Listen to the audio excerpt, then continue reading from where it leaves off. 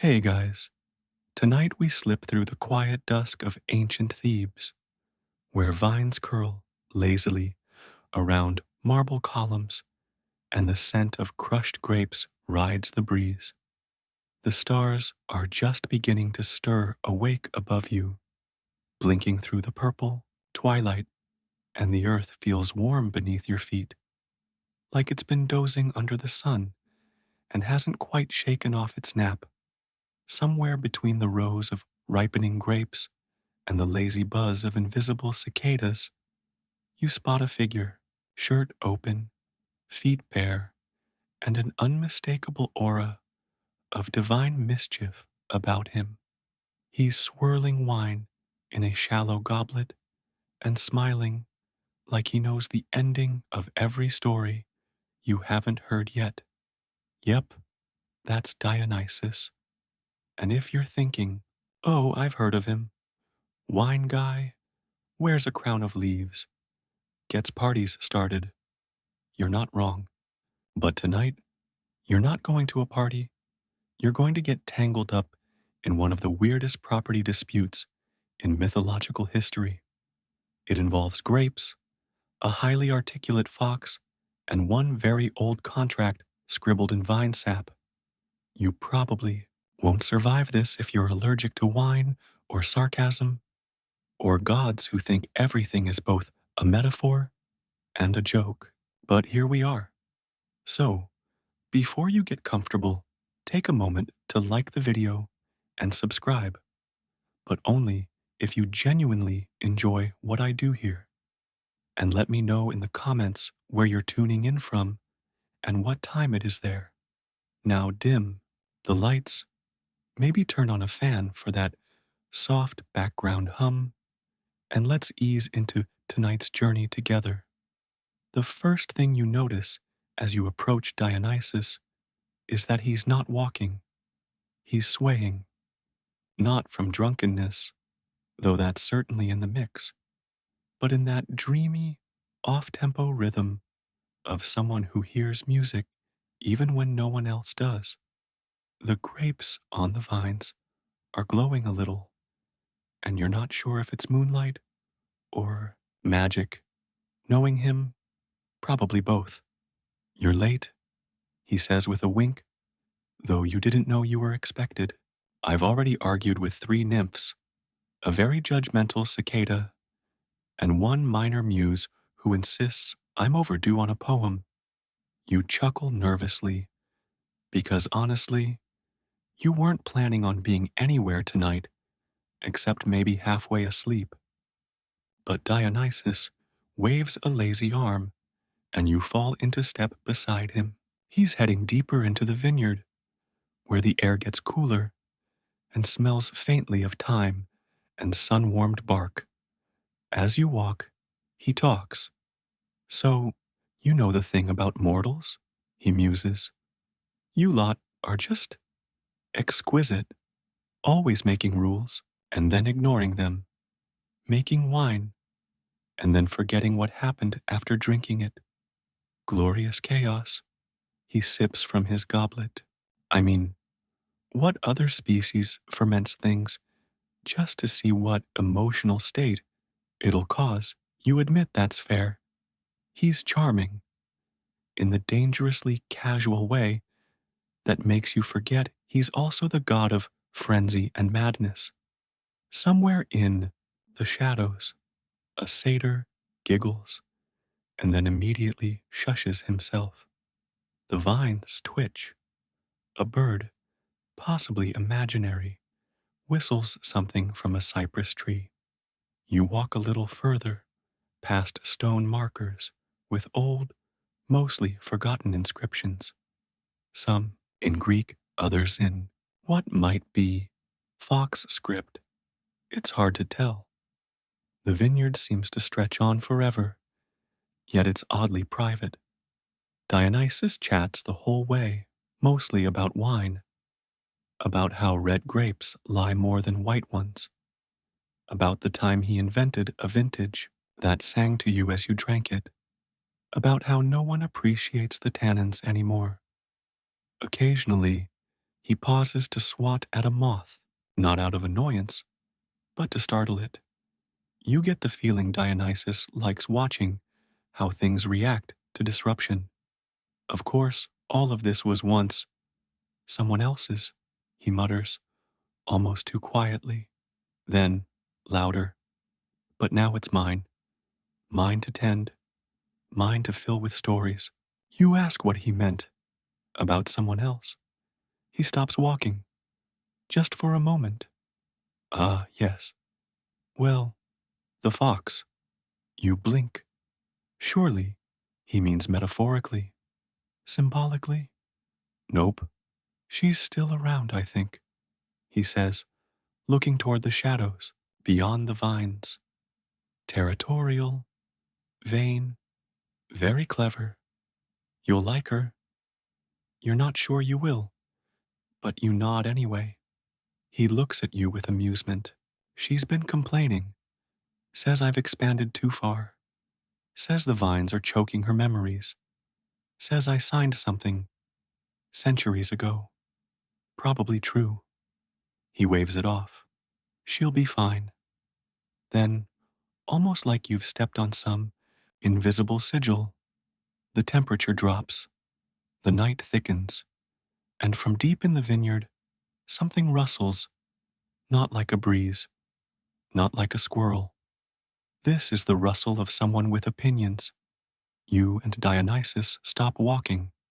He raises an eyebrow, and in a tone that's half playfully annoyed and half genuinely delighted, mutters, "Ah, she's early." From behind a low trellis, under a cluster of silver-leaved vines, a long, lean creature emerges, ginger fur glinting in the moonlight, eyes sharp as glass-cut garnets. She's a fox, not just a talking fox, but a talking fox with attitude. Her tail flicks like a conductor's baton. She's muttering to herself about boundaries and soil rights and some basil plant she's extremely fond of. Dionysus sighs. Here we go again.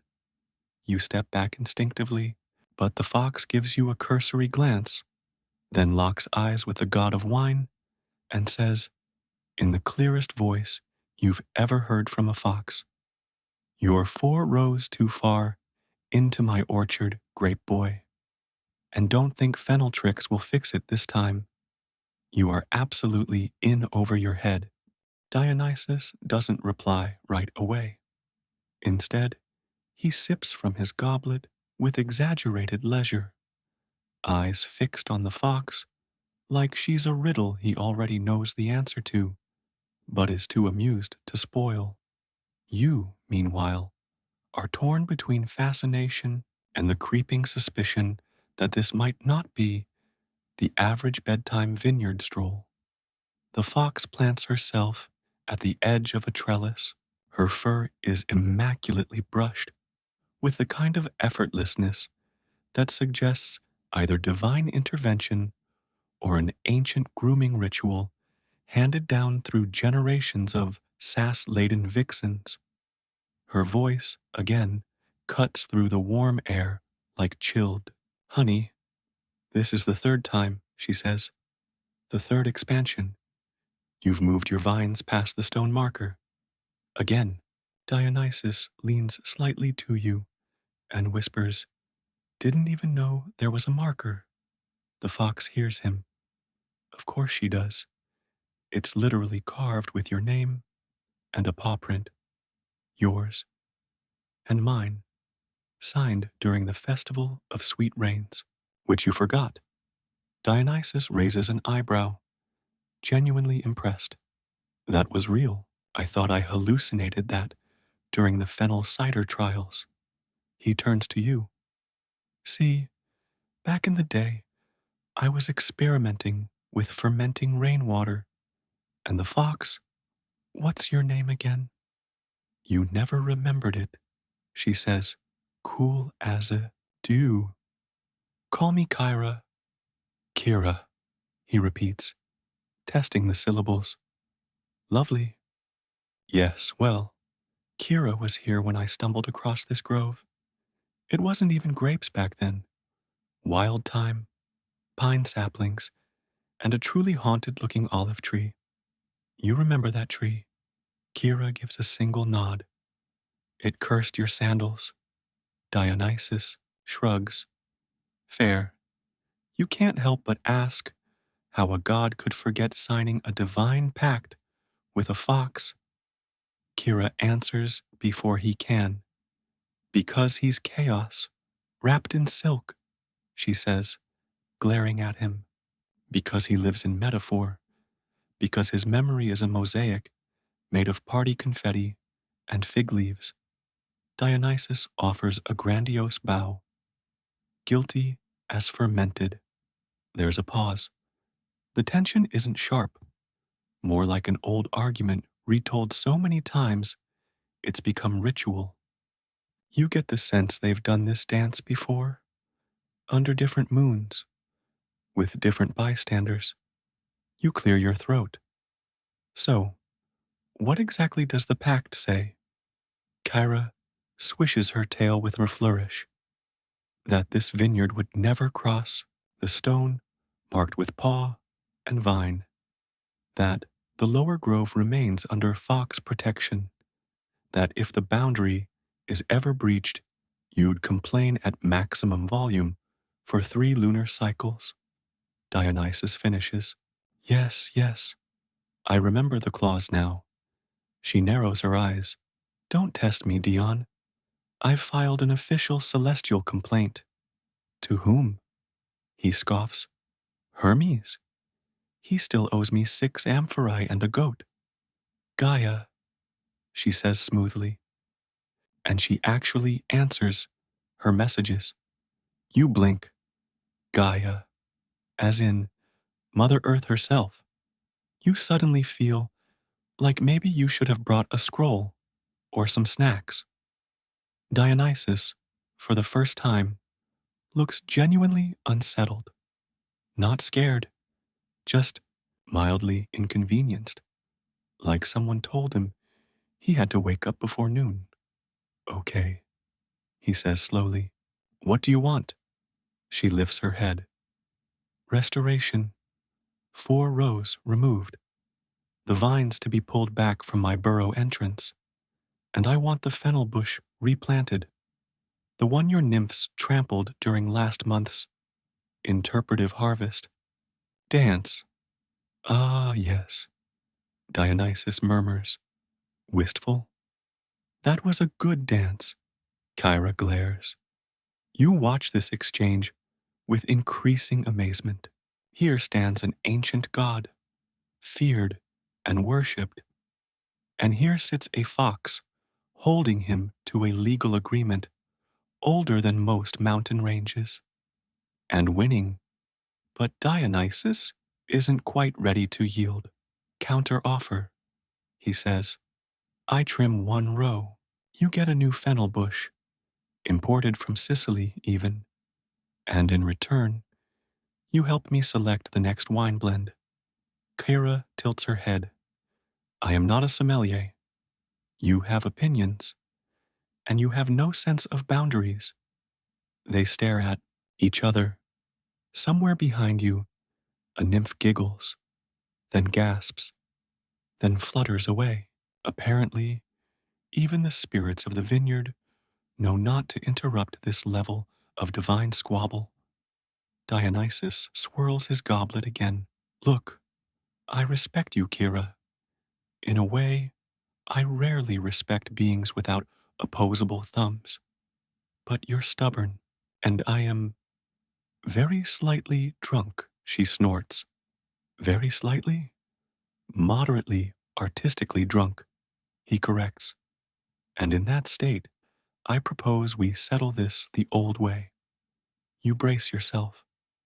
This could mean anything from a riddle duel to a metaphorical dance battle to, well, actual combat via fruit. But instead, Dionysus gestures dramatically. A tasting, he says. 3 wines. Your pick, my pick, and a neutral blend, judged by outside parties. If yours wins, I trim 4 rows. If mine does, you let me keep the expansion and get over your burrow obsession. Kira flicks an ear. And who are these outside parties? The vine nymphs, Dionysus says. They're picky, they're impartial, and they're late to everything. So we'll have plenty of time for passive-aggressive banter, she thinks. The vines rustle behind her like a leafy audience leaning in. Fine, she says. But if your wine has any of those ridiculous hibiscus notes again, I'm disqualifying you on principle. You're not sure whether to laugh or applaud, but your presence here seems oddly accepted now, as if you're part of the process, a silent witness to one of mythology's weirdest legal dramas. Dionysus nods. Excellent. Tasting at Moon Peak. Nymphs to judge. No sabotage. No tricks, Kira replies. No riddles about fermented figs. No throwing satyrs at me mid-argument. Agreed. You wonder briefly how many of these terms are based on previous incidents. You also wonder what exactly Moon Peak is and whether you'll still be awake for it. Kira vanishes back into the vines, muttering something about wine temperatures and legal loopholes. Dionysus sighs contentedly. Ah, he says, isn't conflict just another form of friendship? You shake your head, smiling. Somewhere, a cicada plays what sounds suspiciously like a courtroom theme on its wings. You and Dionysus meander further into the vineyard as the moon lumbers higher into the sky. It's quieter now, the sort of quiet where even the grapes seem to be holding their breath. The vines here are older, thicker, with trunks gnarled like the knees of very tired philosophers. Dionysus pats one as he passes, murmuring something in an ancient dialect that might just be a lullaby for plants. He's humming now, something soft and oddly catchy. It has a rhythm to it, like a lullaby for the drunk or a dirge for leftover wine. Ever notice how vines sound different at night, he says. Daytime, they gossip. At night, they dream. You incline your head as if this is something you've definitely observed before. And to be fair, now that he's said it, the rustling of the leaves does feel like murmuring, gentle and half coherent, like people whispering in a library long after the lights should have been turned off. He leads you into a part of the vineyard that's visibly different. The air feels cooler, heavier. The vines are thinner here, their tendrils more delicate. They shimmer faintly, silvery green in the moonlight. Dionysus looks around with a faint smile of nostalgia. This, he says, is the vineyard of whispering leaves. You ask if that's just a poetic nickname. Poetic? He scoffs. It's extremely literal, and sure enough, as you pause to listen, the leaves do whisper. Not quite words, but the rise and fall of their rustling feels almost intentional, like they're eavesdropping on the conversation they know is coming. Dionysus sighs theatrically. They're always on Kira's side. The path narrows, and you pass under an arbor heavy with clusters of moon-touched grapes. He plucks one, pops it into his mouth, and chews slowly. Too early, he mutters. They haven't decided what flavor they want to be yet. You chuckle. The grapes get to decide. Of course they do, he says. Everything alive makes choices, especially when wine's involved. It's said in jest, but there's a sliver of real belief behind it. With Dionysus, it's hard to tell where the myth ends and the metaphor begins, probably because he doesn't see much of a difference. You're not sure he ever did. He stops walking. This, he says, gesturing around, is where the boundary gets complicated. You squint. There's no visible line, no signpost, just rows of grapevines, some of them clearly newer, greener, tighter, ambitious in their creeping. Others look older, wiser, like they've been here long enough to see at least one empire rise and fall. There used to be a grove here, he says. Olives, gnarled things, and fennel, loads of it. Then, one summer, the earth went quiet, and the vines, they just started growing. I didn't plant them, not intentionally. You raise an eyebrow. Vines have a way of appearing, he continues, especially when I've been somewhere long enough. It's like they follow my laughter or my hangovers. You ask him if that's a gift or a curse. Bit of both, he shrugs. Like most divine talents. I mean, I once caused a vineyard to sprout on a pirate ship. It was hilarious, right up until the wine soaked the sails. You try to picture that. It doesn't go well. Historians, he adds, still argue whether that shipwreck was a metaphor for Dionysian excess or just a poorly timed grape bloom. You laugh. Anyway, he says, the vines expanded, slowly, and I didn't really notice where they'd crept or who they'd crept over. He gestures toward a patch of soil where the vines grow a little sparser, exposing a burrow entrance, half hidden under a tangle of old roots and thyme. There are tiny trinkets nearby, feathers, stones stacked just so, even a little curl of moss that looks almost placed. Fox decor, probably. This, he says, was her grandmother's den, maybe great-grandmother's. Time's tricky in fox years. You kneel down for a better look. The entrance looks ancient, as if even the dirt remembers the scent of old stories. She claims, Dionysus continues, that when she was a kid, she used to sit right there and listen to me sing to the grapes. You ask if he actually sang to them. I might have, he says, a little sheepish. I was in my ballad phase. Lots of longing glances at amphorae. You know, you try not to grin. Do you think she remembers you fondly? Oh, no, he says. She remembers me accurately. As you stand, a light breeze rustles the vines. It sounds faintly like giggling or judgment, possibly both. Dionysus frowns slightly. The vines take her side because she's of the soil, born of the earth, fed by roots. I bring change, movement, fermentation. He gestures with his goblet. She thinks I spoil the quiet. You point out that he literally taught mortals to throw ecstatic parties in the woods. He raises a finger. And yet, I also taught them to nap in hammocks. Post-party. Balance, my friend.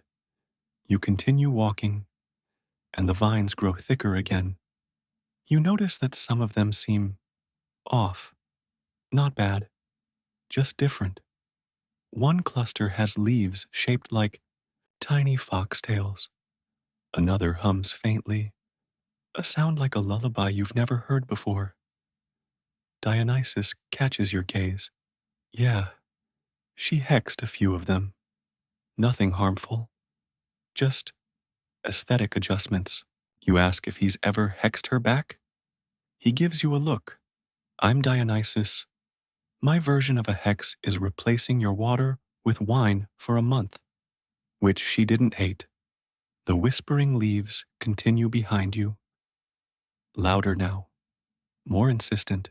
like they know things, like they've seen the beginnings of this argument, and maybe its ending too.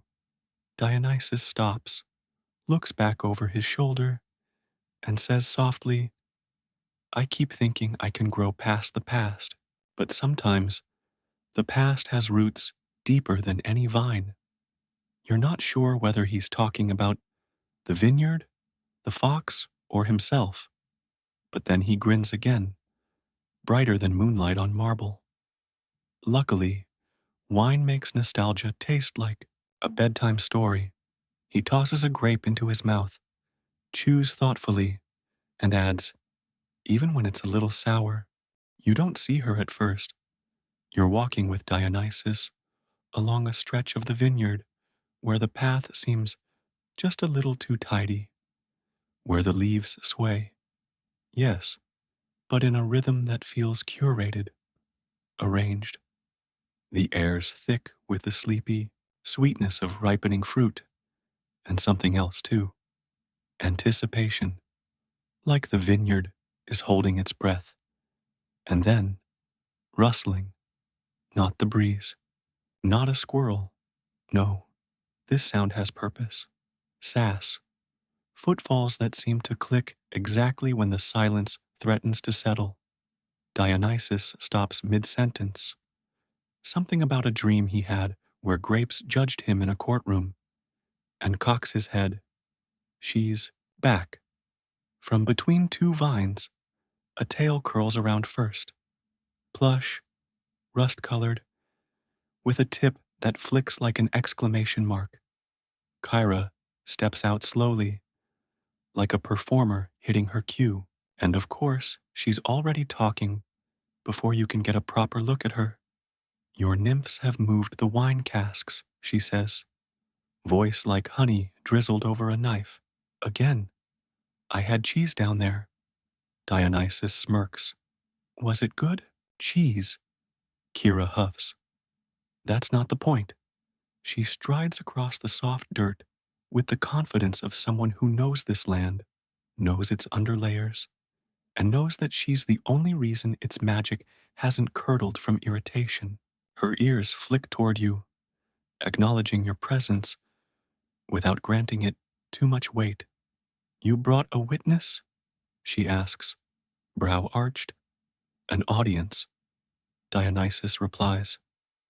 Mortals make everything more dramatic. Kyra narrows her eyes at you, but not unkindly. More like she's deciding whether you'd be useful in a crisis. Fine, just don't touch anything, especially the fennel. I count the stalks. Dionysus shrugs and plucks a grape instead. Touchy, touchy. You would be too, she says, if your ancestral den had been partially converted into a makeshift tasting cave. To be fair, Dionysus says, the acoustics were amazing. Kira plants herself on a sun-warmed stone and begins grooming her tail. You wouldn't understand. You gods are all sky thoughts and theater. The rest of us live underground, under roots, under rules. You're beginning to understand that Kira is less angry than she is tired. Not physically, but emotionally, like someone who's had to explain the same very reasonable boundary over and over again, only to watch it trampled by dancing nymphs and wine-induced forgetfulness. Dionysus sighs. You know I don't do this on purpose.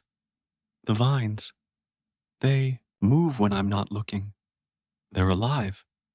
They like me. Kara glares. So do cockroaches. That doesn't make them welcome in the pantry.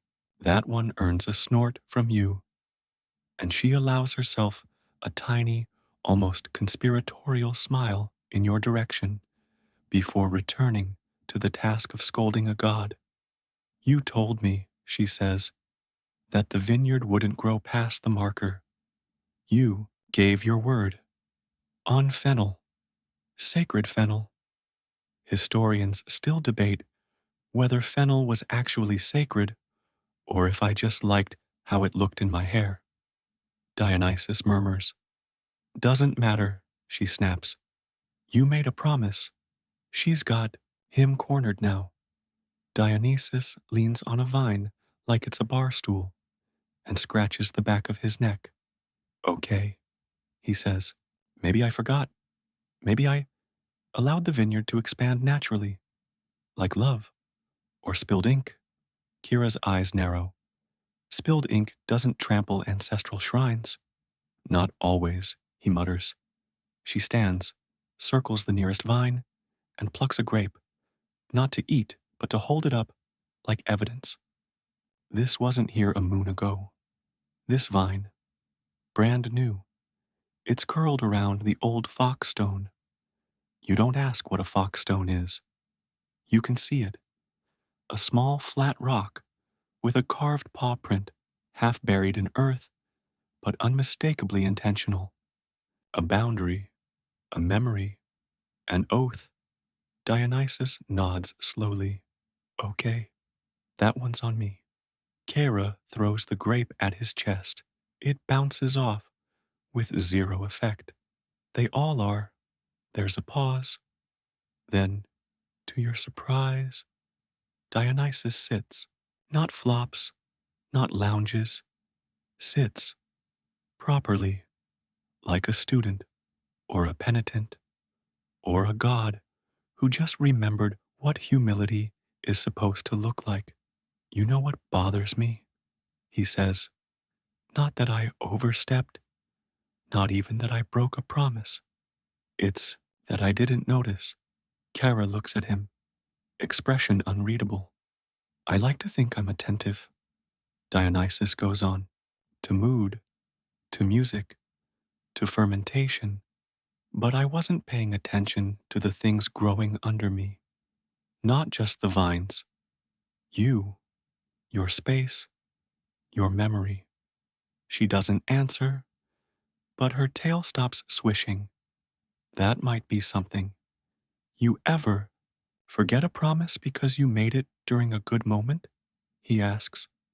Because you thought everything that happened during that hour would last forever?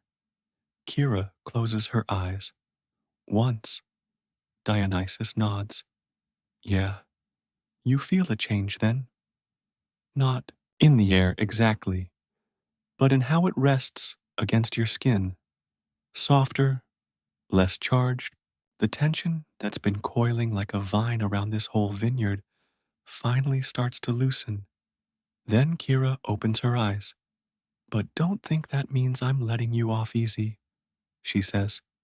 You still have to undo what you overgrew. And the tasting still stands. Dionysus groans, but it's mostly theatrical. Fine, I'll fetch the nymphs. You'll summon the nymphs, she corrects. They won't come if you fetch them. They're not goats. They were once, he counters. Briefly, you decide not to ask. The rustling in the vines grows louder, amused. The vineyard of whispering leaves approves. Maybe because a boundary, once violated, is finally being noticed. Or maybe because it's bored and wants to see who gets drunk first at the tasting. You glance at Kira. She stretches, slow and unbothered, and then pads toward the fox stone. She nudges it once with her snout, just enough to realign it. A tiny, symbolic move. But it feels like something sacred. Dionysus watches her, and for the first time tonight, doesn't speak.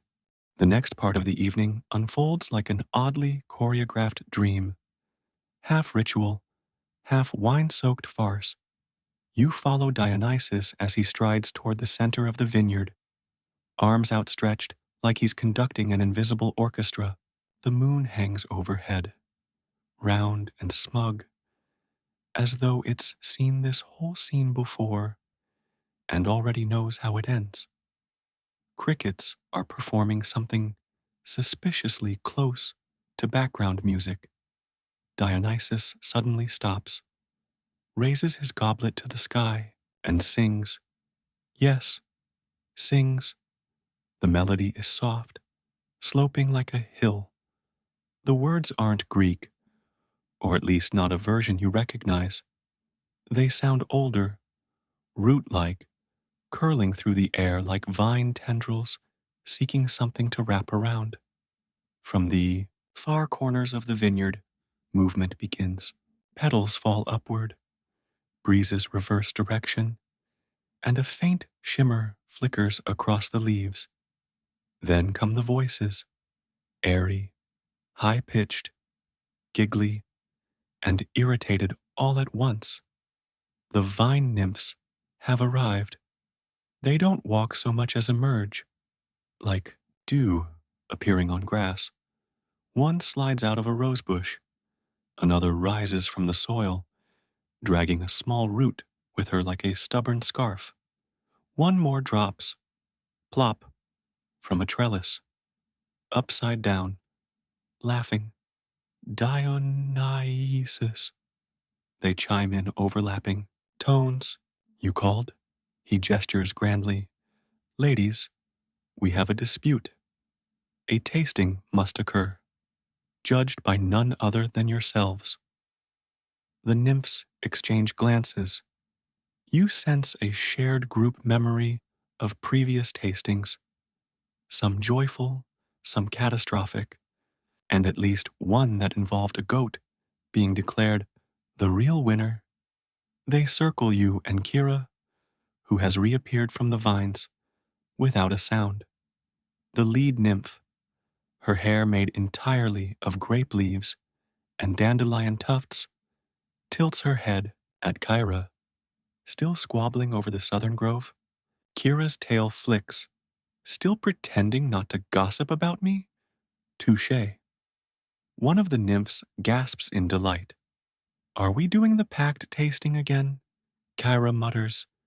It was never a thing. You made it a thing. Dionysus claps. Regardless, it's a thing now. One fox blend, one god blend, one neutral blend. Judged blind. Winner determines the fate of the 4 contested rows. The nymphs immediately produce tiny goblets. From where? You don't ask. Rules? Asks one nymph, perched on a vine like a sleepy cat. No spitting, says another. Absolutely no turning into birds halfway through, a third mutters, glaring at the upside-down nymph from earlier. Agreed, Dionysus says solemnly. Kira, she nods. Let it be judged fairly. And just like that, the scene shifts again. Dionysus conjures a table with a snap of his fingers. It's uneven, made from a wine barrel and 3 very confused turtles. The glasses appear next, translucent, glowing faintly. You suspect they may also be semi-sentient. The wine preparation begins. Dionysus pulls ingredients from nowhere. Crushed blackberries, wild fennel, a drizzle of honey aged in amphorae buried during the Peloponnesian War. He insists it adds drama. His blend bubbles with the color of bruised velvet and smells like both desire and bad decisions. Kira, on the other paw, approaches her, mixing like a potion master. She doesn't crush, she infuses. Her wine carries hints of pomegranate, the sharp whisper of mint, and something deep and loamy like burrow earth after a rainstorm. She drops in exactly 3 juniper berries. No more, no less. Historians, Dionysus mutters to you, still argue whether foxes learned to brew from satyrs, or if it was the other way around. Kira hears him but doesn't dignify it with a response. Then comes the neutral blend, created jointly. Dionysus picks the grapes. Kira selects the herbs. They don't speak while doing it. They don't need to. Their movements mirror each other, effortless and ancient, like a dance they've done 1,000 times without realizing. The nymphs hum in anticipation. One has already started swirling her glass dramatically. Finally, the tasting. 3 identical goblets are placed in front of each nymph, each marked only with a floating grape-shaped sigil. No one knows which blend is which, except, probably, the vines. The nymphs sip. They don't comment. They swirl again. Sip once more. A pause. Then the murmuring begins. One whispers, "Ooh, dark berries and betrayal." Another, "This one tastes like lying to your therapist." The last, "Mmm, wet rock. Regret. Love it." They finish, place the glasses down reverently, and vanish into the vines to deliberate, which mostly consists of chasing each other in circles and arguing about what makes a finish truly elegant. While they decide, Kira sits beside you. She watches Dionysus with unreadable eyes. "He's not cruel," she says softly, "just careless." You nod, not wanting to interrupt.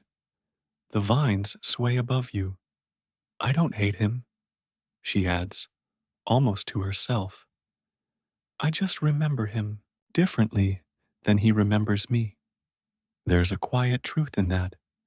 You wonder how many gods forget things not because they don't care, but because eternity makes memory soft and slippery, like a grape in the bath. A sharp whistle cuts the air. The nymphs return, solemn as grape druids. The lead one floats forward. "We have decided." Dionysus straightens, theatrically bracing himself. "The neutral blend," she announces, "was flawless." Kyra and Dionysus blink at each other. "You mean we tied?" he asks. "No," says the nymph. "We agree that your best work is when you're not competing, when you collaborate. You're annoying alone." Kyra snorts. "So," the nymph continues, "the vines stay, but they don't grow any further. The 4 rows remain, but shared, co-tended, co-harvested, co-napped beneath." Dionysus groans. "Ugh, co-responsibility. My least favorite vintage." Kyra shrugs. "Better than nothing." The nymphs scatter, laughing. One takes the tasting goblets with her. Another begins braiding grapevines into a crown. The upside-down one starts humming, something that sounds suspiciously like a lullaby again. And just like that, the vineyard is calm again. Kira stretches luxuriously. "I'm going to nap under the fennel now. Don't trample it." Dionysus raises a hand in mock salute. "I'll only whisper near it." She pads off into the shadows. You turn to Dionysus, who exhales like someone uncorking a very old bottle. "Well," he says, "that went better than last time." You don't ask what last time involved. After the tasting, the vineyard settles into a thick, dreamy quiet. The kind of hush that comes only after something important has been spoken, judged, and gently forgiven. Dionysus doesn't immediately break the silence. Instead, he lies down among the vines, folding his arms behind his head and staring up at the stars as if he's trying to remember their names. You sit nearby on a warm stone, letting the earth's radiated heat soak into your bones. Somewhere in the distance, a lone satyr plays a soft tune on a panpipe, either completely unaware of the earlier argument or pointedly ignoring it in favor of melody. "You know," Dionysus says after a long pause, "Kira once told me that foxes don't forgive the way people do." You glance over at him. They don't forget, he adds. But they don't hold things either. They just move around them, like water or dreams. You nod, unsure whether that's a compliment or a warning. She's probably curled up in her burrow right now, he muses, ears twitching, nose in her tail, counting fennel seeds in her sleep. You laugh quietly. He rolls onto his side to face you. You ever argued with a creature that remembers everything you ever said? While you were drunk, you raise your hand sheepishly. He grins. Exactly. Not ideal. For a while, you both listen to the vineyard breathing, leaves shifting gently in the breeze, nymphs giggling somewhere near the olive trees, grapes ripening with the slow patience of things that know their time will come. The scent in the air is intoxicating, part wild herb, part crushed fruit, part sun-warmed bark. Then Dionysus props himself up and pulls something from his robe, a scroll, frayed and patched, sealed with wax shaped like a fox's face. Want to see the original pact? He asks. You nod eagerly, and he unfurls the scroll with care. The writing is barely legible, scrawled in different inks, and what appears to be berry juice.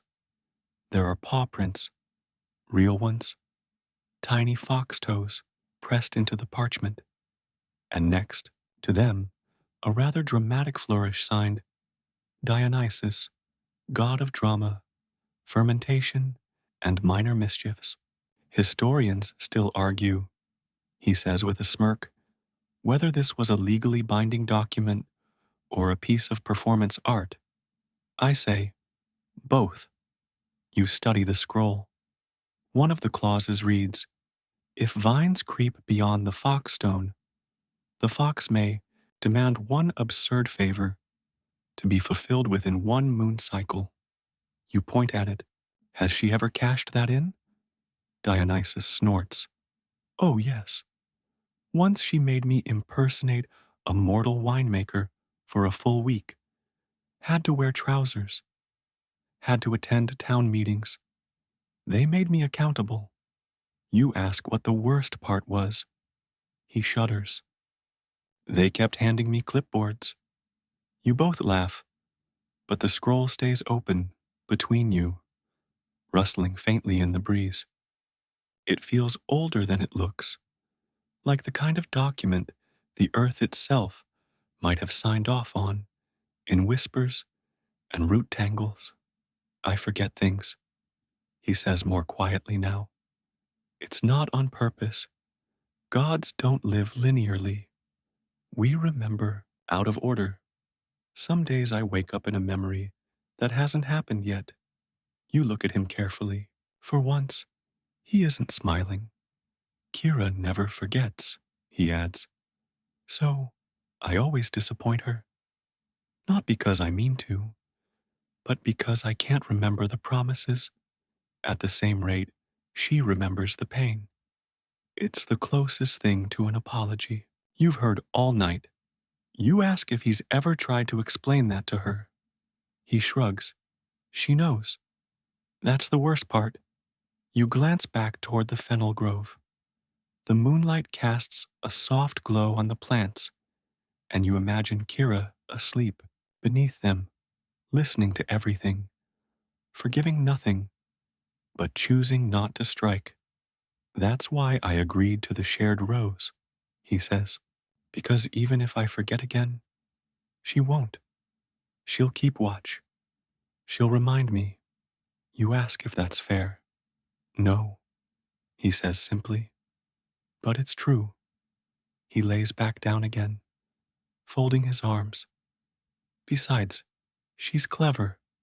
She'll use the co-harvesting arrangement to her advantage. She'll train the vines to twist in my direction during harvest season, so I get all the weirdly bitter grapes. You chuckle. She'll pretend to forget the schedule, he adds. Then, accidentally, harvest early, so I'm left with only the ones that taste like pine cones. And regret. You ask if he's going to retaliate. Of course not, he says. I'll send her jars of elderflower jam and pretend I don't notice when they go unopened for a year. You think about what kind of friendship that is. Half feud, half fondness, not unlike the way siblings bicker or neighbors compete over garden fences. Historians, Dionysus says with a yawn, still argue whether foxes and gods were ever meant to share territory. Some say it was a metaphor for impulse and memory. Others think we just both like digging. He closes his eyes.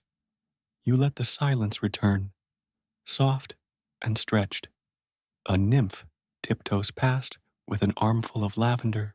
Somewhere behind you, something rustles. Maybe a vine, maybe Kyra, shifting in her sleep. Maybe time itself, stretching like a sleepy cat. Dionysus begins to snore, quietly, rhythmically, like he's doing it on purpose for ambience. You remain awake a little longer, watching the stars above twinkle like distant corks in the sky. One of them flickers in a pattern that looks suspiciously like a paw print. Coincidence? The next morning, or whatever passes for morning in a vineyard ruled by gods, foxes, and mildly judgmental vines, arrives not with a sunrise, but with dew. You awaken under a fig tree, your dreams still tangled in the scent of fennel and wine. The air is thick with the hush that follows revelation. It's cooler now, the moon replaced by a heavy gray sky that promises nothing except more time to think. Dionysus is already awake, barefoot, robe crumpled, eyes half closed in that way people get after a party that felt more like a therapy session than a celebration. He's feeding raisins to a bird that might be a dove or a heavily enchanted napkin. You can't tell. It coos like it has opinions. You ever try to rebuild trust with a fox? He says without turning. It's like retraining a cat that's also your lawyer. You sit up, rubbing your eyes. The vineyard looks different by day, less enchanted, more earthly. The vines no longer glow, but they hum faintly, a sound like bees in deep thought. Dionysus stretches. She'll want me to prove it, you know, not in words, in soil. You ask what that means. He points to a small patch of vineyard where the vines have been cut back, not cruelly, but purposefully. There's space there, fresh dirt, exposed and ready, a gap in the otherwise seamless rows. She left that patch untouched, he says. Didn't plant anything, didn't hex the soil, just waited. You ask, waited for what? For me to remember, he says. It hits you. Kira never once asked for him to fix things last night. She didn't demand recompense. She just expected him to notice what he'd done and take the next step without being told. And somehow, that's even more powerful. Dionysus sighs. So, I'm planting something. You follow him to the empty patch. A small satchel of seeds is waiting there, tied shut with a thread made of woven bark. He kneels with an exaggerated groan, theatrically cracking his knuckles like a farmer impersonating himself. These, he says, are lunar marjoram, rare, only bloom under moonlight, smell like nostalgia and bad love poetry. He digs a little with his hands. The soil is soft, recently turned, probably by Kira herself. You ask why a marjoram. He shrugs. Because she hates marjoram. Says it smells like smug salad. You stare at him. That's why it's a peace offering, he adds. She'll know I had to work hard to make it grow, to make it taste good. She'll know I listened. The planting begins. You watch as Dionysus, god of revelry and chaos, gets his fingers dirty. He hums a tune that sounds familiar, something Kira might have sung the night before. He works slowly, reverently, as if this is a spell that must be cast just right. Each seed he places comes with a murmur, an apology, a memory, a wish. You're not sure. Maybe he's not either. Historians still argue, he says absently, whether Dionysus ever gardened, whether a god of grapes would bother with herbs. I say, grapes are easy. Forgiveness isn't. You glance over your shoulder. In the distance, Kira watches from the edge of the grove. She's still, eyes bright, tail wrapped neatly around her feet. She doesn't move closer, doesn't call out, but she doesn't leave either. That's something. You point her out. Dionysus doesn't look up. She'll wait until I'm done. Then she'll inspect my work. Then she'll roll her eyes and say something like, could have used less smugness in the soil mix. And then she'll leave a single feather on the path. You ask, a feather? He nods. That's her way of saying, you're still annoying, but I'm not mad today. He plants the final seed, smooths the earth, and presses his palm flat against the dirt. I'll keep it tidy, he says quietly. This time I'll prune before she has to ask. You feel the air shift again, barely, like a breath drawn by the land itself. Then Dionysus turns to you. You know why I wanted you here? He asks. You shrug. You've been wondering that yourself. Because mortals, he says, remember things differently. You don't live long, but you pay attention. You write stories. You draw lines. You know what boundaries are because you know what endings feel like. He stands, brushing off his hands. Gods. We forget. We blur. Everything feels ongoing, which is why we need you around, to remind us when we're being, what's the word? Insufferable. You smile. Petty? Yes, he laughs. Petty. That's the one. The air seems lighter now, less charged. Even the vines seem to lean a little toward the fresh planted patch, curious. And then, as if summoned by the act of reconciliation, a soft breeze stirs the air. A single feather flutters onto the path. Dionysus sees it, smiles, and mutters, told you. He doesn't touch it, just steps around it, reverently. The fox is gone, for now, but the vineyard remains, replanted, rebalanced, reminded, and the marjoram? It hasn't bloomed yet, but the seeds are in. The soil is warm. The night will come again. You wake again later, unsure how much time has passed. In this place, time is less of a measurement and more of a flavor, like tannins or thyme.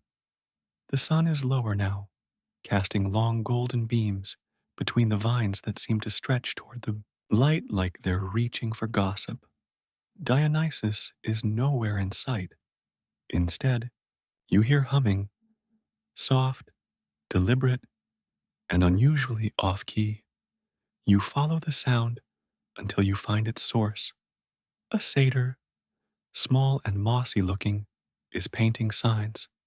He has a tiny brush, clenched between two stubby fingers and is hunched over a plank of wood that reads, in drippy purple paint, "Do not move the fennel." I mean it. Kira, you clear your throat gently. The satyr startles so hard, he flings a blot of paint into his own ear. He frowns at you, then shrugs. She made me sign it in triplicate. I've got two more to do. You ask where Dionysus went. The satyr points to a winding trail between two fig trees, overgrown but clearly trodden. Down that way. Said something about needing to apologize with pastries. Good luck catching up. So you go. The trail curves, dips, and occasionally demands that you step over inexplicably lounging tortoises. The air grows thicker, greener. Eventually, it leads you into a clearing filled with trees so old their bark resembles folded fabric. In the center is a small round structure, half covered in ivy and possibly made out of repurposed amphorae. Inside, you find Dionysus standing in front of a tiny brick oven. He's wearing a ridiculous apron that reads, "Chef of Wine Crimes," in golden thread. "Oh, good," he says. "You're just in time for the flower crisis." You blink. "Ran out," he explains, holding up a jar that looks like it's never seen a grain of wheat in its life. "I was going to make fox-shaped pastries, but now it's just going to be vaguely fox-emotional dough lumps." You ask why he's making pastries at all. "It's not for her," he says quickly. "Well, it is, but not to bribe her. More like edible evidence of effort. A delicious metaphor." You raise an eyebrow. He sighs. She likes dates. The fruit, not romantic gestures. Says they remind her of desert storms and old fox tales about time travelers. You help him forage. You find exactly 4 ripe dates and a small bundle of crushed almonds someone hid under a leaf. Probably a squirrel tribute. Together, you mix them into a rough dough. Dionysus insists on adding rosewater for nuance and a single cinnamon stick for drama. As the pastries bake, the scent fills the little kitchen. It smells like memory, like warmth, like something someone might not expect, but would still secretly hope for. While you wait, Dionysus perches on a crate and taps his foot. "She told me once," he says, "that foxes have 77 kinds of silence, one for every kind of betrayal." You ask what silence Kira used last night. He doesn't answer right away. Finally, he says, "The 23rd. The one that means you forgot who I used to be." It's quieter now. Even the oven seems to listen. You ask softly, "And who was she?" He smiles. Not sadly, not joyfully, just knowingly.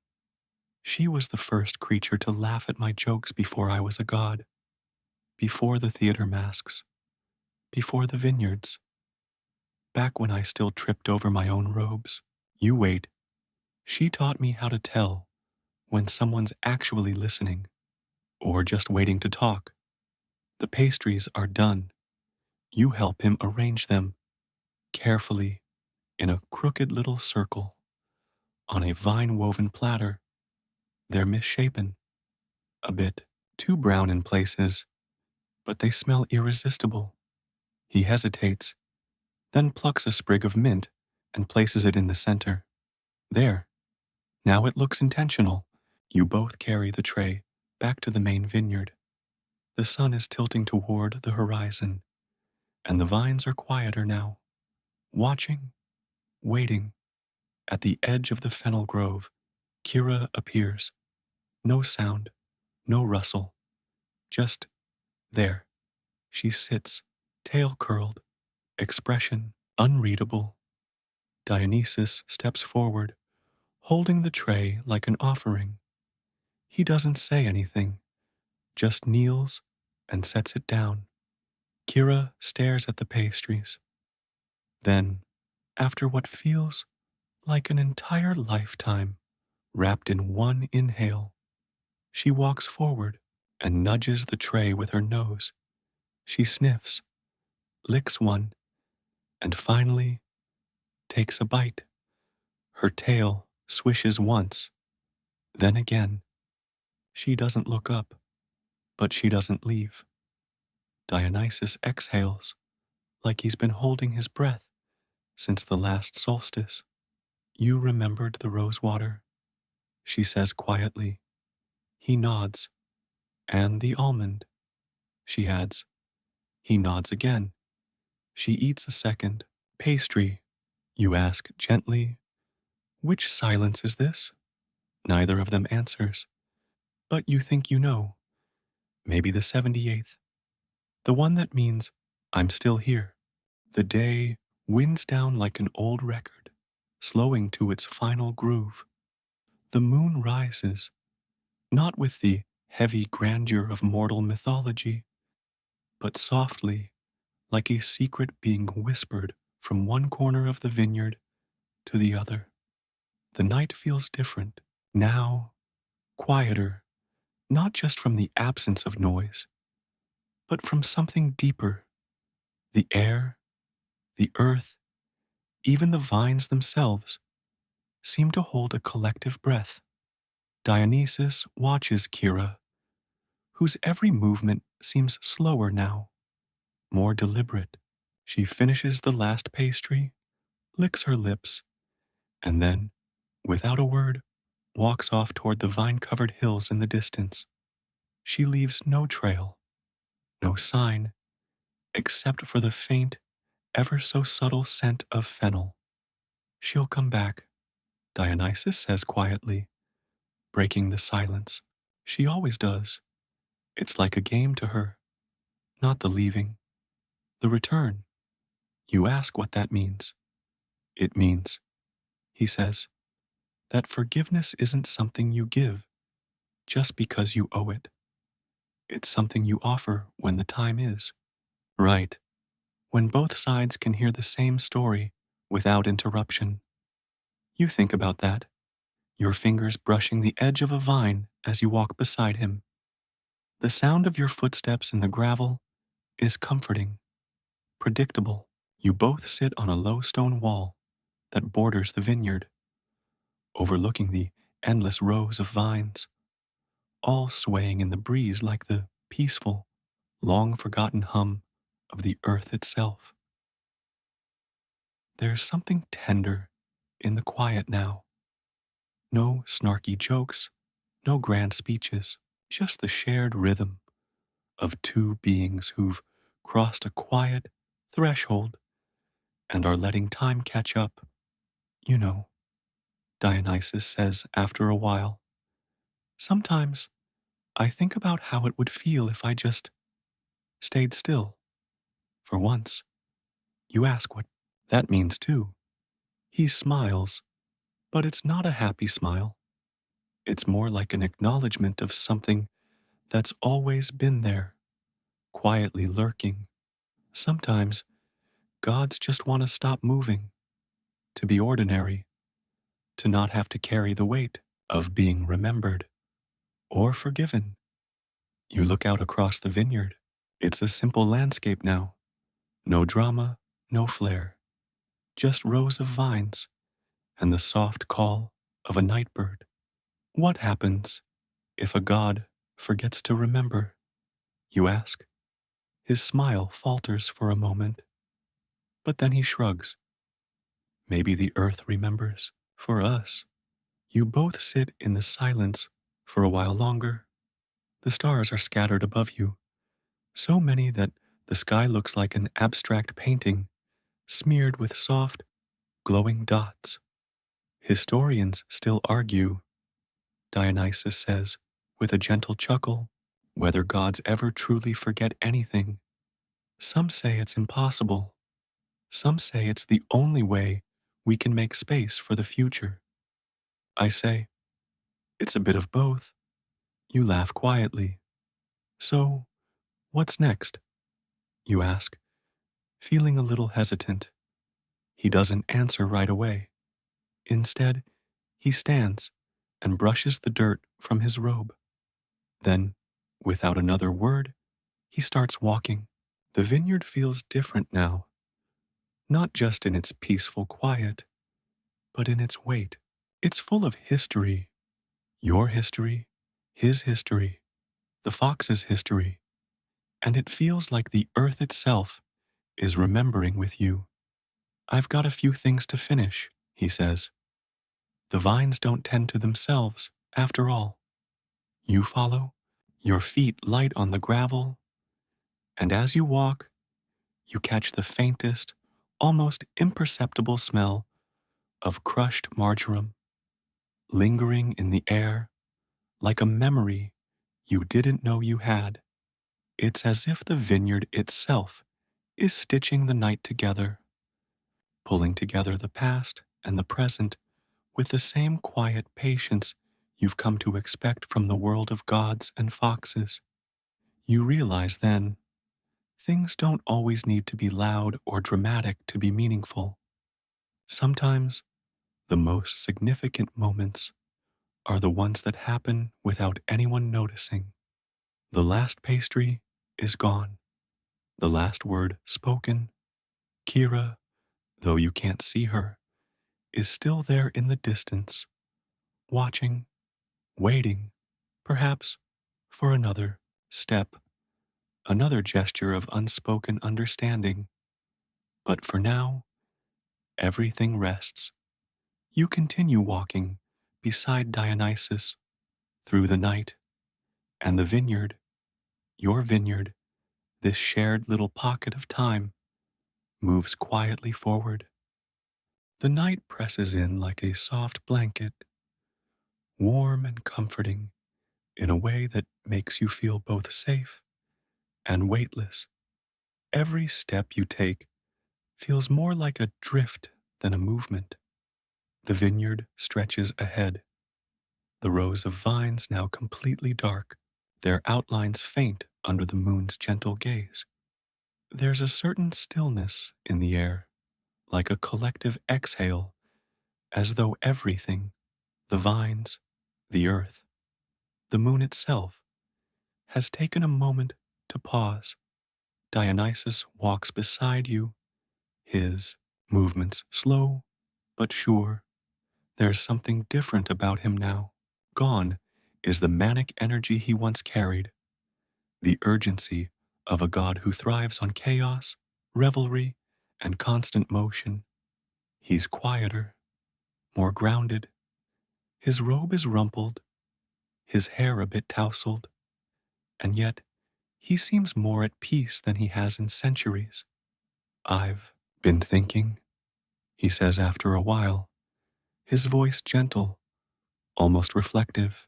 The thing about vineyards, is that they teach you patience. It's not the gods who make the wine. It's the earth. It's the roots. The vines wait for the rain, wait for the sun, and then, only then, do they give their fruit. If you try to rush it, you end up with sour grapes. You chuckle at the old adage, the one about patience being a virtue, and how it seems to follow you wherever you go. You'd think, Dionysus continues, that a god of wine would understand patience better than anyone, but sometimes we get so caught up in the harvest that we forget about the seasons leading up to it. You both stop at a small clearing in the vineyard, the faint glow of the moon reflecting off a still pond. Dionysus kneels beside it, dipping his fingers into the water, watching the ripples expand outward like waves in a distant sea. His expression is calm, almost wistful. There was a time, he says, more to himself than to you. When I didn't understand why things took so long to grow, why mortals could spend their lives tending to crops, waiting for them to bear fruit, while I lived forever and barely noticed the passage of time. But now I see it, the patience, the waiting.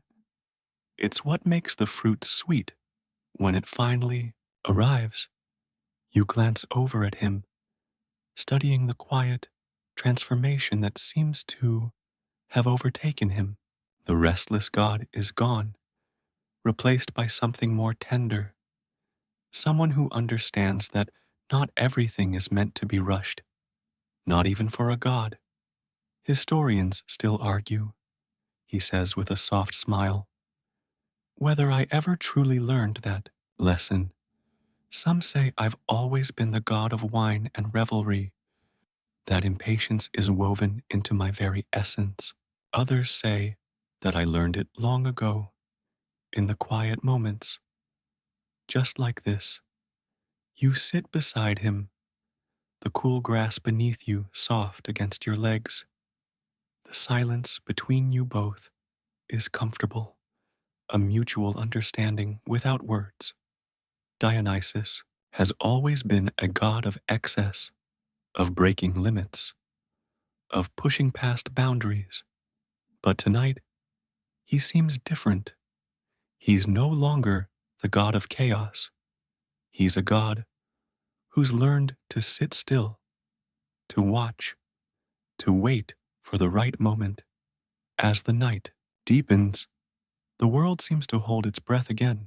The faint rustling of leaves, the soft call of distant birds, and the occasional rustle of a foxtail somewhere in the darkness. The vineyard feels like it's holding its own quiet celebration, the kind of celebration that isn't loud or boisterous, but full of meaning. You know, Dionysus says after a long silence, Kira was right. I don't always know what she needs, and she doesn't always know what I need either. But maybe that's part of it, the growing, the changing. You nod, understanding him now in a way that feels almost sacred. The gods, with all their power, are still creatures of change. They too have to learn, to adapt, to evolve with the seasons of their lives. So, what's next? You ask. Dionysus stands slowly, brushing the dirt off his robe, then stretches as if waking from a long nap. What's next, he says, is what we always do after a long journey. We go back, back to the vines, back to the work, back to the waiting. You raise an eyebrow. You mean we're going back to the fox? He grins, a glint of his old mischievousness returning. Oh, the fox is always here, watching, waiting. The real question is, when will we be ready for her? You both stand and begin walking back toward the vineyard, the way ahead more familiar now, the path lit by the soft glow of the moon. It's a quiet journey, but one that feels purposeful. You don't need to hurry. There's no rush. You can feel the earth beneath your feet, solid and unchanging. The vines sway gently around you, like old friends who know your steps by heart. And in the distance, you can hear the faintest sound of something or someone moving through the vines. The fox is near. She's waiting, just as Dionysus said. And maybe, just maybe, you'll all meet at the right moment. For now, you walk in silence, trusting that the path will lead you where you need to go.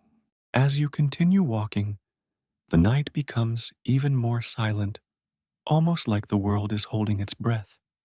The moonlight casts long, soft shadows across the vineyard, and the air still fragrant with the faint scent of the pastries, seems to hum with a kind of unspoken understanding.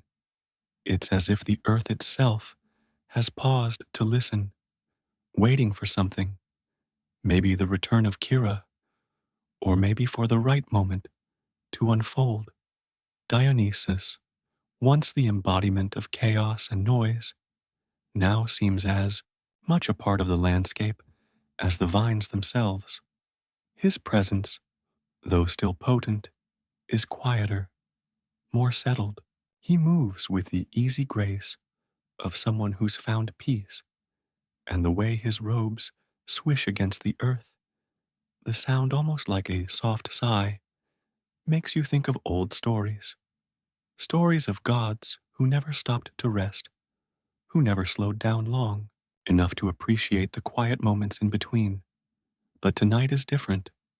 Dionysus stops at the edge of a row of vines, his gaze fixed on something just beyond them.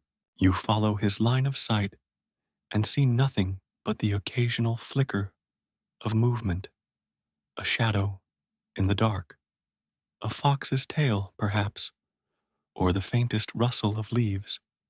Do you know, Dionysus says, breaking the silence, why I enjoy wine so much? You look at him, confused. I mean, aside from the obvious reasons, he chuckles softly. It's not the taste. Not really. It's the waiting. Wine isn't something that just is. It has to become something. It starts as grapes, as raw, unrefined material. It's the patience that turns it into something rich, something worth savoring. I think, I think that's why I like to be around vineyards. They remind me of the way things change, how everything has its season. You nod slowly, absorbing his words. There's something meditative about them, something that resonates deep in your bones. You've always known that change is inevitable, but hearing it from him, the god of wine and revelry, the one who spent centuries in the fast lane, always moving forward, always seeking the next thrill, it makes you realize that even the gods must find time to pause, to wait. The thought is oddly comforting. The wind stirs again, and a cool gust carries with it a scent, sharp and familiar. It's fennel, the same herb that Kira had used to mark her presence.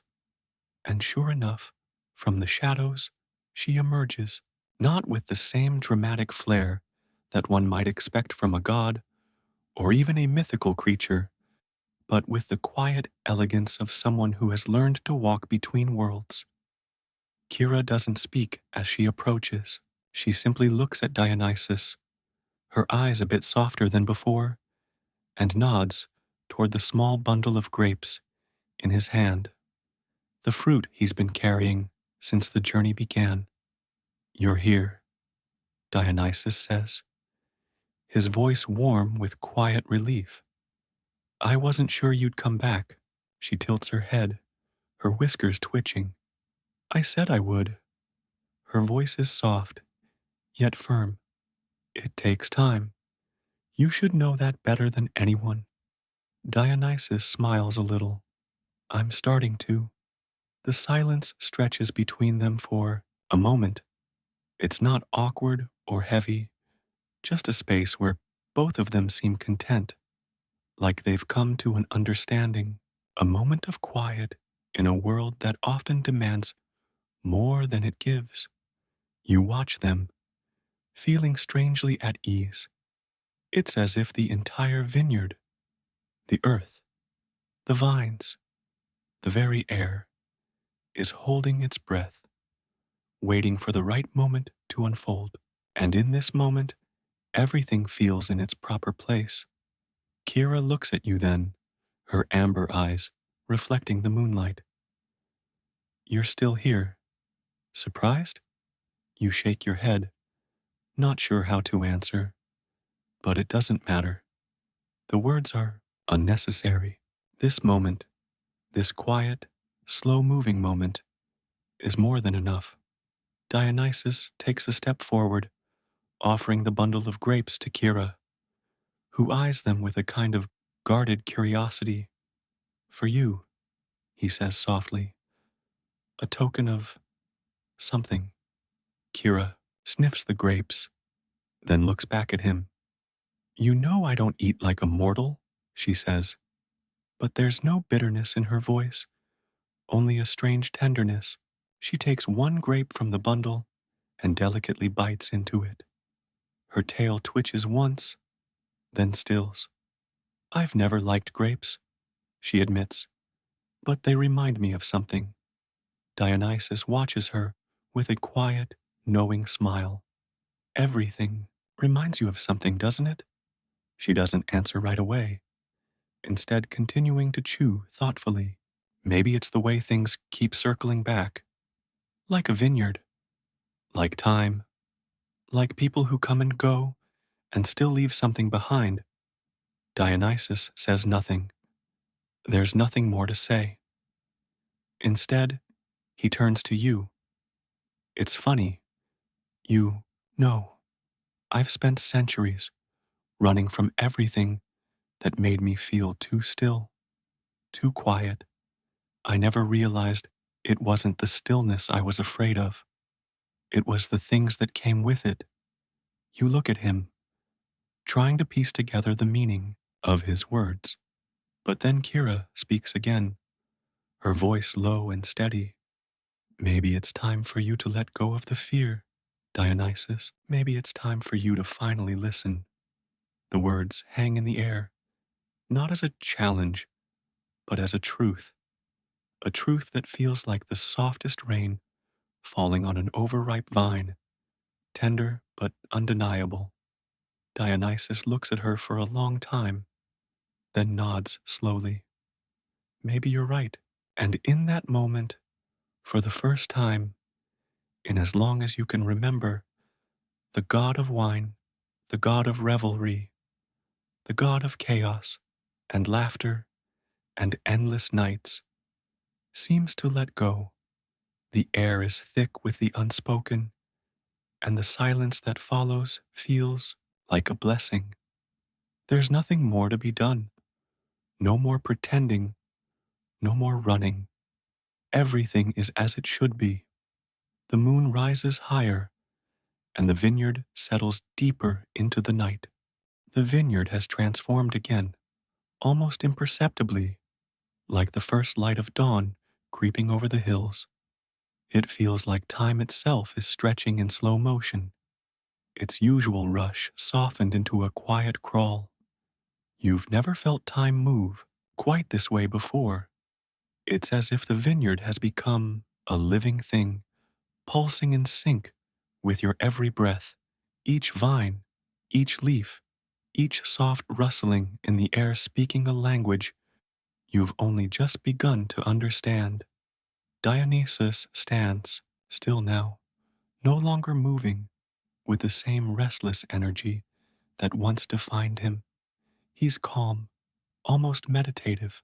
His posture is relaxed, his shoulders no longer tense, with the weight of an eternal god's responsibilities. It's strange, this new version of him. His usual boisterousness is gone, but in its place, there's something more profound, something you might call wisdom, or at least a quiet acceptance. He looks out over the vineyard, where the moonlight bathes everything in a silver glow. The air smells of earth and grapes, and in the distance, the faintest rustling suggests that Kira hasn't gone far. There's a quietness to the moment, a stillness that feels like it's been earned. Dionysus breaks the silence with a soft, almost contented sigh. You know, he begins, his voice soft but certain. I used to think that to live forever, you had to constantly be moving, constantly be doing. I used to think that if I stopped, even for a moment, I'd fade away. I thought stillness was a kind of death. You glance at him, sensing the weight of his words, but you don't interrupt. He continues, his gaze steady as he watches the vines sway gently in the breeze. But what I've learned here tonight among these vines is that stillness is not death.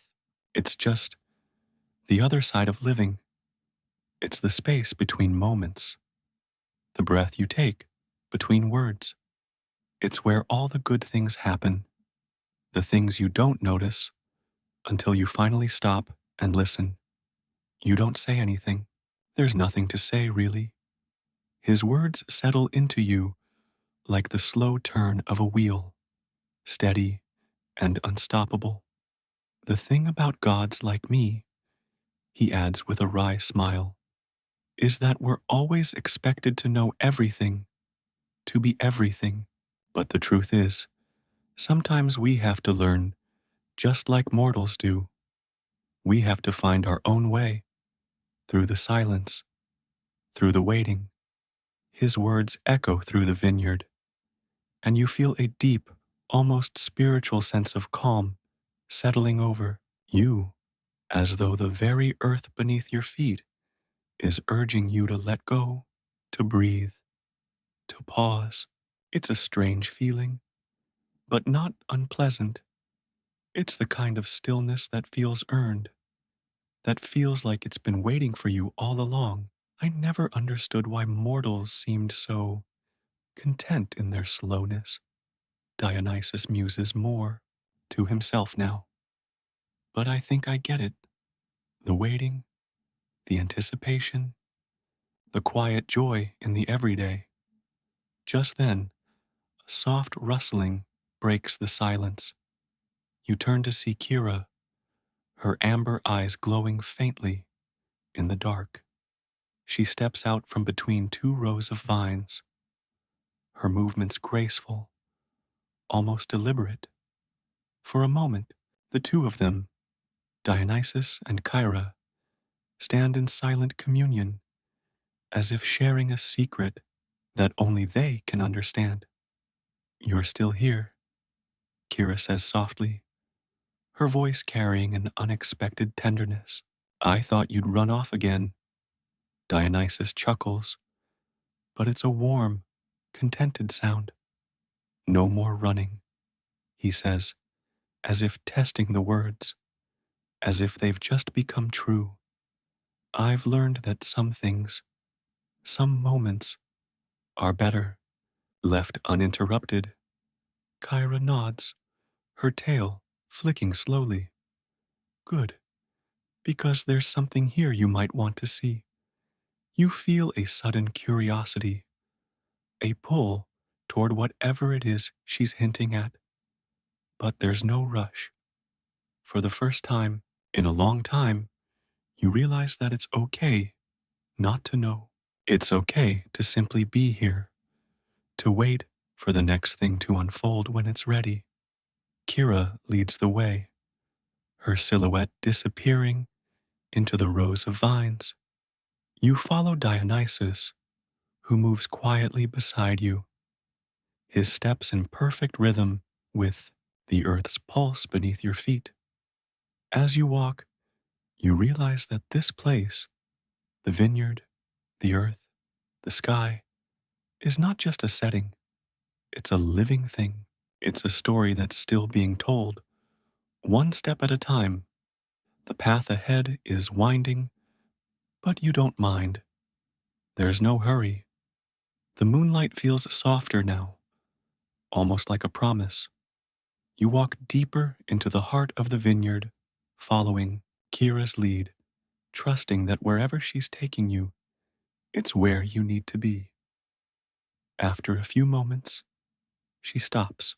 You and Dionysus join her, standing in front of a small clearing that seems to have been untouched by time. The vines here are older, thicker, their trunks gnarled and twisted, like the ancient oaks of forgotten forests. The air is heavy with the scent of fermenting grapes and the faint, earthy perfume of the soil itself. Kira looks back at you, her eyes glowing with a strange intensity. "This is where it all began," she says, her voice almost reverent. You glance around, trying to understand what she means. The clearing is peaceful, serene, but it doesn't seem any more significant than the other parts of the vineyard. But there's something about the way Kira stands, the way she's looking at the vines, that makes you think there's more to this place than meets the eye. Dionysus steps forward, his expression serious now. "It's here, isn't it?" he asks, his voice almost a whisper. Kira doesn't answer immediately. She simply stands there, looking out over the vines, as if waiting for something. The silence stretches, but it doesn't feel uncomfortable. It's a deep, anticipatory quiet, like the final note of a symphony before it fades into nothingness. And then, as if on cue, the world around you shifts. The moonlight flickers, the air becomes warmer, and the faintest glow appears among the vines. It's almost imperceptible at first, but soon enough, it becomes clear. Something is growing here, something powerful, something ancient. A vine. It seems to stretch toward the moon itself, its tendrils glowing with a faint, otherworldly light. It pulses as if it has a life of its own, and for a moment, you feel a surge of wonder and awe. "This is where it all began," Kira repeats, her voice a quiet murmur in the night. You stand there, staring at the glowing vine, understanding that this vineyard, this place of growth and patience, holds more than just the promise of wine. It holds the very essence of time itself. And as the vine stretches ever higher, reaching toward the stars, you realize that you've come full circle. The journey that began with a simple question, with a god, a fox, and a vineyard, has led you here, to this moment of stillness, of quiet wonder, where everything feels connected, where everything feels in its place. You take a deep breath, the air thick with the scent of earth and magic, and for once, you don't feel the need to rush. You let the moment linger, letting it stretch out before you like the vines themselves, infinite and full of possibility. The world around you seems to expand, stretching out with the same kind of grace that the vines have found in their centuries of slow, patient growth. There's no urgency, no rush, only the gentle unfolding of time, like a leaf unfurling from a bud. You stand in the clearing, your eyes fixed on the glowing vine that now reaches ever higher, as though it might touch the very fabric of the night sky itself. Dionysus stands beside you, his gaze transfixed, but there's no panic in his expression, no sense of urgency. His earlier restlessness is gone, replaced by something more profound, something that feels like peace. He doesn't speak, but his presence next to you feels reassuring, like the calm after a storm. You glance at Kira. She watches the vine with an intensity that's almost otherworldly, her amber eyes flickering with something akin to awe. Her tail twitches gently, her body poised, as if listening to the rhythm of the vineyard, the way it moves and breathes in the quiet night. "It's almost like it's alive," you murmur, the words slipping out before you can stop them. Kira turns, her gaze to you, a slight smile tugging at the corner of her mouth. "In a way, it is," she says. "This vineyard, This land, it's not just earth and vines. It's a living memory, a keeper of the past. It holds the stories of all the gods, of all the mortals who've passed through here, and it changes. It grows. It adapts. The moonlight grows brighter for a moment, casting everything in a surreal glow. It's as if the vineyard itself is breathing, growing alive beneath the watchful gaze of the heavens. The vine pulses again, stretching its tendrils upward, as though reaching for something that lies just beyond the stars. It was here, in this very vineyard, that the first grapes were grown. Dionysus says suddenly, his voice low but filled with an almost reverent tone. The first moments of wine, the first fermentation, this place is where it all began.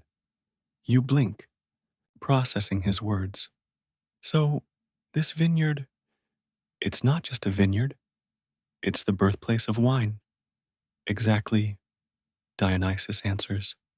The origins of everything I am, everything that I represent. The vine, the process of fermentation, the quiet patience it requires. It's been part of me for longer than anyone can truly understand. I gave it to humanity, yes, but in many ways, it gave something back to me. It's why I've always returned to places like this one, places where the earth itself remembers. You nod slowly, the weight of his words settling in. You've always thought of wine as just a drink, a simple pleasure for mortals to enjoy. But in that moment, it's as if you understand it in a deeper, almost sacred way. It's not just about the wine, it's about everything that it represents: time, transformation, patience, and growth. The slow, inevitable movement from one season to the next, from the rawness of the grape to the richness of the wine. You said it was here that the first grapes were grown. You repeat softly. Does that mean this vineyard has always been here? Dionysus's lips curl into a small, knowing smile. Yes, in a way, this vineyard, this place, was always meant to be. It's a part of the earth's story, a story that stretches far beyond the mortal realm. There's a reason why the gods were drawn here, why the stories of wine and revelry are so entwined with the very soil beneath our feet. He pauses, and you see a flicker of something in his eyes, a distant memory, perhaps. I remember the first harvest here. It wasn't just a harvest of fruit, it was the harvest of ideas, of creativity, of something that transcended the ordinary. Wine was the key to unlocking the divine connection between mortals and gods. It was the gift that allowed us to share our worlds, to blur the lines between the mundane and the mystical. The vine before you pulses again, and you sense, as if on cue, that something is changing. The very air seems to crackle with energy, like a storm about to break.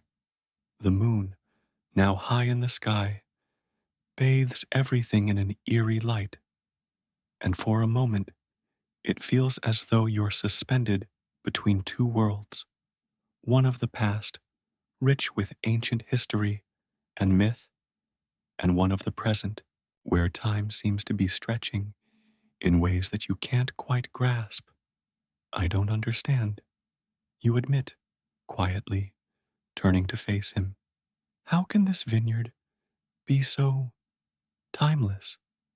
Dionysus lets out a soft, almost wistful sigh.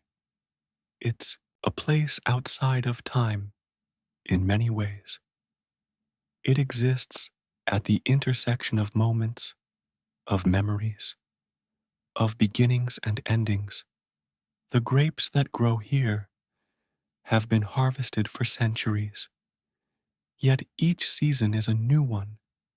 It's the same with all things. In life, nothing truly begins or ends.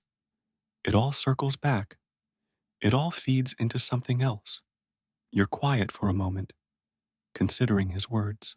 There's something comforting in this idea, something that makes you feel less like a traveler passing through the vineyard and more like someone who's finally found their place in it. As if sensing your thoughts, Dionysus smiles. It's why you're here, he says.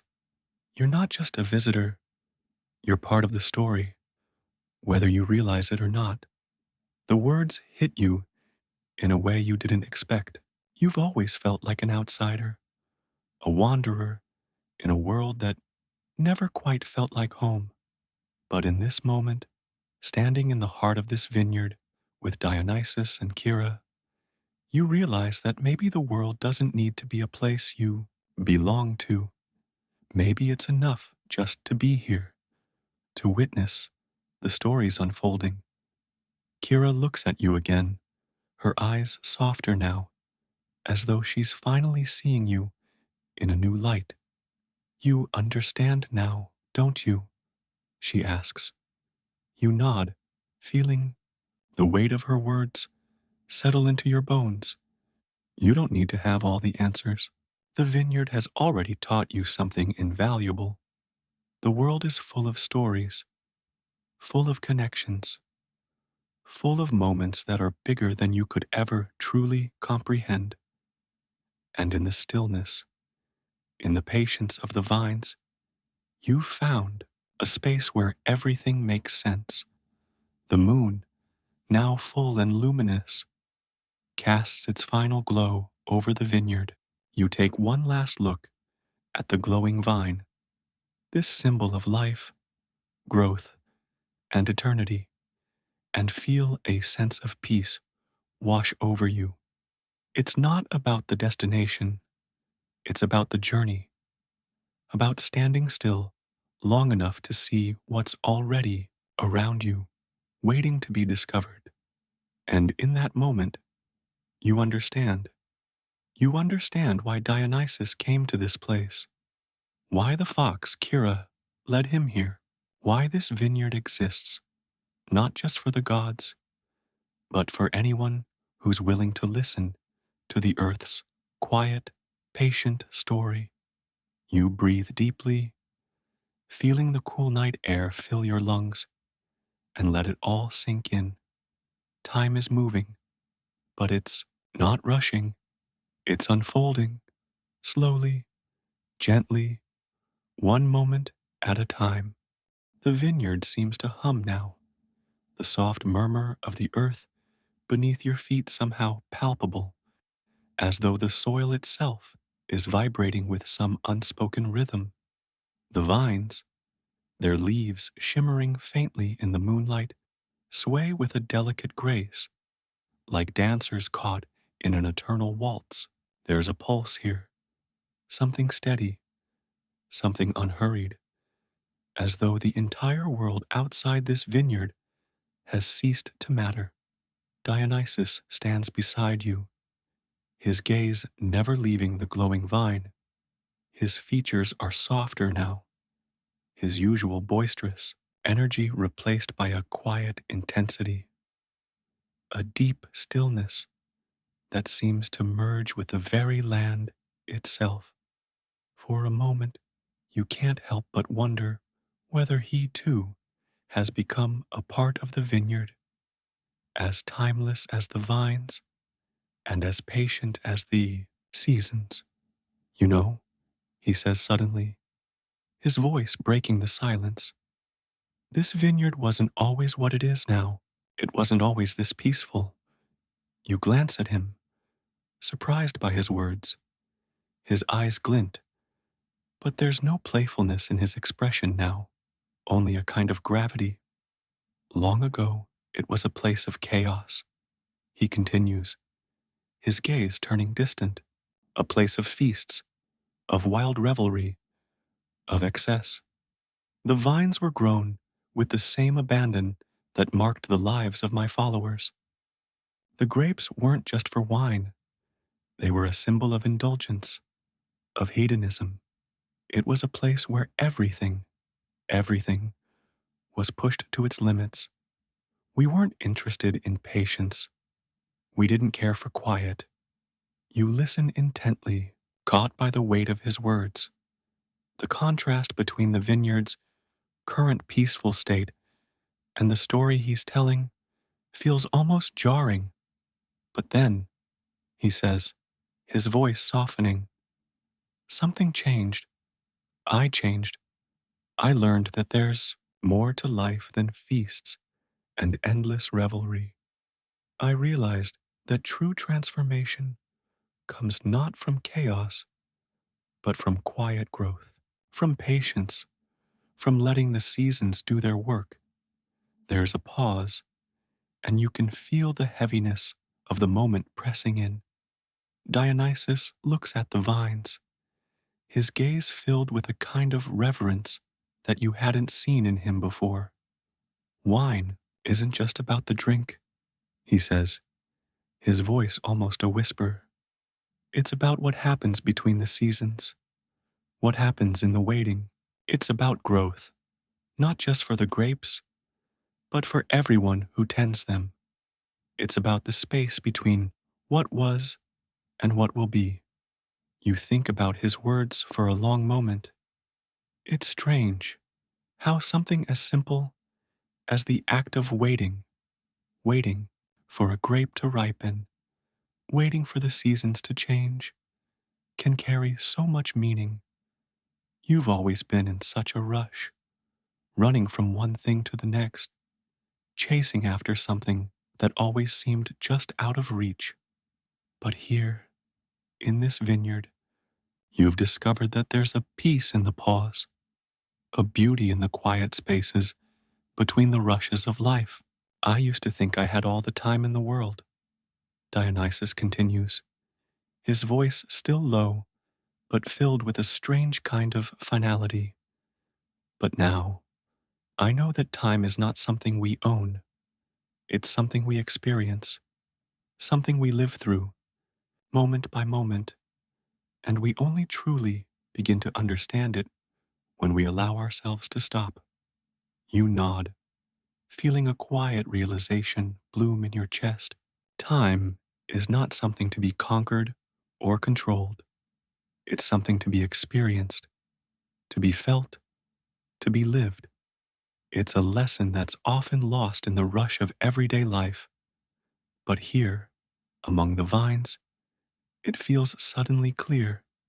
You've taught me something, you murmur, more to yourself than to him, about waiting, about not always rushing toward something, about being still. Dionysus turns his head, his gaze settling on you with an intensity that catches you off guard. For the first time, there's no hint of sarcasm or playful mischief in his expression. It's just him, standing there, as quiet and as present as the vineyard itself.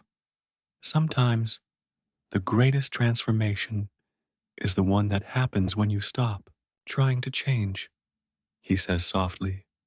His words hang in the air, and for a long while, no one speaks. The vineyard remains still, a world within itself, untouched by the hurried pace of the world outside. It's a moment that feels like it could last forever. This peaceful, almost sacred silence. And for once, you don't wish for it to end. The glow from the vine begins to dim, and the soft rustling of the leaves takes on a new quality, a gentle sigh, as if the vineyard itself is content. Slowly, you feel the pull to leave this place, to return to the world outside. But the strange thing is, you're not in a hurry to go. It's like you've learned something here, something important, something that will stay with you long after you leave this vineyard, long after the moon has set, and the night has passed. You glance over at Kira, who's been standing quietly beside you, her amber eyes reflecting the soft moonlight. She gives you a small, knowing smile, the kind of smile that says she's seen this moment before. Time moves in cycles, she says softly, her voice gentle, just like the seasons, just like the vines. And you, she pauses, as though weighing her words carefully. You are part of the cycle now. You'll carry this with you. In the same way, the vine carries the memory of every season that came before. You can't help but smile at her words. They don't need to be explained. They simply make sense. And for once, you don't feel like you need to understand everything all at once. Some things, like the rhythm of the vineyard or the ebb and flow of time, are better left to unfold on their own. As the vine slowly fades into the shadows and the soft glow of the moonlight gives way to the coming of dawn, you realize that you've found something rare here. Not an answer, not a destination, but a feeling, a sense of peace, a connection to something larger than yourself. You stand for a moment longer, letting the stillness wash over you, feeling it settle deep within your chest. And then, with a quiet exhale, you turn away from the vineyard, knowing that whatever happens next, you'll carry this moment with you forever. The early light of dawn is creeping through the canopy above you, casting long shadows across the vineyard's floor. The vines, now gently swaying in the morning breeze, seem to have returned to their stillness, almost as if they too are waking from a peaceful slumber. The air is crisp, but there's a warmth to it, as though the very earth itself is beginning to stretch and yawn after a night of deep rest. As you take one final look around, there's a quiet weight in your chest, a feeling that the journey you've just experienced hasn't really ended, that it's not meant to be something you finish. No, it's like a moment suspended in time, one that will linger with you, stretching out like the vines themselves, quietly unfolding with every passing season. Dionysus, who has been silent for a while now, finally turns to face you. His eyes are no longer filled with the intensity they once held. Instead, there's a serene calm in his gaze, a gentleness that seems to reflect the morning light. It's a far cry from the boisterous god you first met, the one who relished in revelry and chaos. Now, he feels like a part of the vineyard itself, still patient and eternal. Well, he says softly, this is the part where you go, where we all go. You blink, caught off guard by his words. For a moment, you're not sure whether he's talking about you or something larger, something more symbolic. But before you can ask, he smiles, that old mischievous glint returning to his eyes. Don't worry, he continues. You're not leaving empty-handed. This place, it stays with you. And if you're ever in need of a reminder of what's truly important, you know where to find it. You chuckle softly, the sound light and easy, as if the vineyard itself has drawn out that same quiet humor that Dionysus so effortlessly exudes. He winks, and with that familiar flicker of his energy, the air around you feels lighter. The weight of the vineyard, the timelessness, begins to feel like something you've absorbed, not something that weighs you down. You carry it now, like a quiet secret that no one else will quite understand. Kira, too, gives you a parting look, her amber eyes softer than you've seen them before. The fox, in her own mysterious way, seems to have grown too, not in size or form, but in depth. You can sense that she's changed, that she's learned something from this journey as well. But like the rest of the vineyard, her transformation is quiet, subtle. It's something that won't be immediately obvious, but will show itself in the days to come. With a soft sigh, you take a final deep breath, savoring the cool morning air as it fills your lungs. The first birds of the day are singing in the distance, and the world beyond the vineyard is beginning to stir. But for now, you stand still, feeling the weight of the moment and the gentle hum of life around you. And then, with a final glance at the vine that started it all, you turn to leave. You can't quite shake the feeling that this vineyard, this place, will always be there, waiting, that you can return whenever you need to, whether for the quiet, for the lesson, or just to feel the slow, rhythmic pulse of something larger than yourself. The path out of the vineyard feels lighter now, as though each step you take is made with a newfound understanding. The world that lies beyond this peaceful place seems different, more open somehow. It's as though, with each step, you carry a bit of the vineyard with you, its timelessness, its patience, its wisdom. As the vines fade into the distance behind you, the world outside feels a little brighter, a little slower. The bustling of life, the rush of time, all seems somehow softer. You've learned that there's beauty in the waiting, in the quiet moments between the chaos. You've learned that time is not to be conquered, but experienced.